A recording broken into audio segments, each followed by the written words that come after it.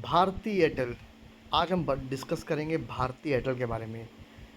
अगर आप लोग नहीं जानते इस कंपनी के बारे में तो मे बी शायद आपको फिर से सोचना चाहिए या फिर अपना अपना खुद का सेल फ़ोन देखना चाहिए। अल्टरनेट बंदे का फ़ोन उठा के देख लो, मे बी उनके सेल फ़ोन में एक सिम होगा एयरटेल, जो बिलोंग करता है भारती एयरटेल से। अब Bharti Airtel stock listed company है, ओके। सो देखिए, सबसे पहले इसके शेयर्स की बात करते हैं। बहुत इंपॉर्टेंट होने वाला है, इसे आप ध्यान से सुनिएगा। इसका करंट शेयर प्राइस जो है वो है 1924 जो अभी चल रहा है। और वहीं इसके पहला हम इसके चार्ट के बारे में देखेंगे, उसके फंडामेंटल्स देखेंगे, उसके बाद में आगे आपको एक इम्पॉर्टेंट चीज़ भी डिस्कस करना है इसके बारे में।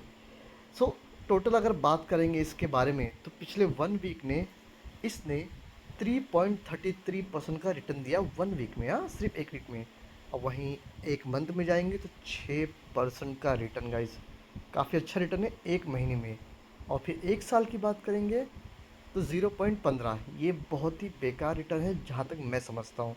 बाकी आप लोगों को क्या है मुझे कमेंट सेक्शन में ज़रूर बताइएगा। और 3 साल का अगर देखेंगे, 3 साल में 116% का रिटर्न, ये बहुत ही अच्छा रिटर्न है। जहाँ जहाँ तक मैं समझता हूँ 116% तो बहुत होता है रिटर्न। मतलब 800 का शेयर 2100 पहुँच गया था। क्यों ना पहुँचे, पिछले कुछ सालों से हमारे रिचार्ज के प्लान्स भी तो बढ़ रहे हैं। अब समझ में आ रहा है आप लोग को, जितना हमारे रिचार्ज के प्लान के प्राइस बढ़ते रहेंगे उतना ही टेलीकॉम कंपनी को बेनिफिट होते रहेगा। वैसे भी अब 3 ही कंपनी बची है, एयरटेल, जियो और वोडाफोन आइडिया, दैट्स इट। और तीनों मिलकर जो डिसाइड करेंगे प्राइस, वही प्राइस चलने वाला है। और चलिए इसके फंडामेंटल पर देखते हैं भैया। फंडामेंटल्स की बात करेंगे तो गाइस, इसका जो प्रोमोटर होल्डिंग है वो 50% के आसपास है, जो काफ़ी अच्छा है। और वहीं बात करेंगे एफआई ने इसकी थोड़ी सी माइनस स्टेक बेची है, लेकिन चलेगा, वो कुछ ज़्यादा प्रॉब्लम नहीं है।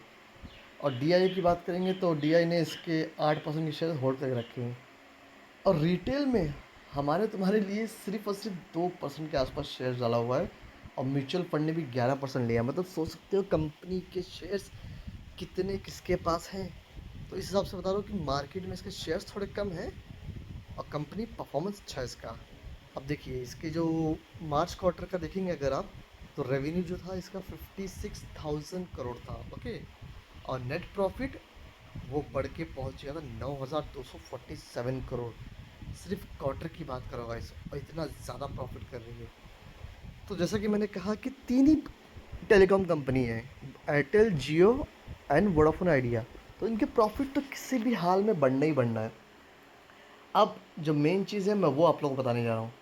अब देखिए यहाँ पे देखिए, भारतीय एयरटेल कंप्लीट 79% स्टेक्स इन एयरटेल अफ्रीका, ओके। तो अब क्या हो रहा है ना कि ये जो कंपनीज है ना अभी अपने रिचार्ज प्लान के प्राइस फिर से हाइक करने वाले हैं। जैसे कि हम लोग यूज़ करते थे अनलिमिटेड 5G, तो अनलिमिटेड 5G में भी शायद हटने वाला। अगर वो हटेगा तो इनके जो प्रॉफिट्स है वो और बढ़ के और ज़्यादा पहुंच जाएंगे, और ये शेयर्स जो है और भी ज़्यादा हिट करेगा।